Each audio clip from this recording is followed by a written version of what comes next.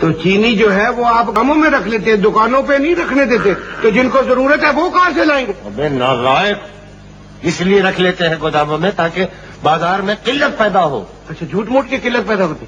دیکھ نا یار، ایک چیز بازار سے اٹھ جائے گی، جیسے دال اٹھ گئی تھی، اچھا تو دال کس نے اٹھائی تھی؟ اچھا، دال بھی انہوں نے اٹھائی، اب یہ توڑے سے اٹھا رہے ہیں۔ ابے وہ دال نہیں کر رہا ہوں یار، دالیں جو کھاتے ہو تم، اچھا وہ دالیں، تو وہ دالیں اٹھا لی تو کیا ہوا؟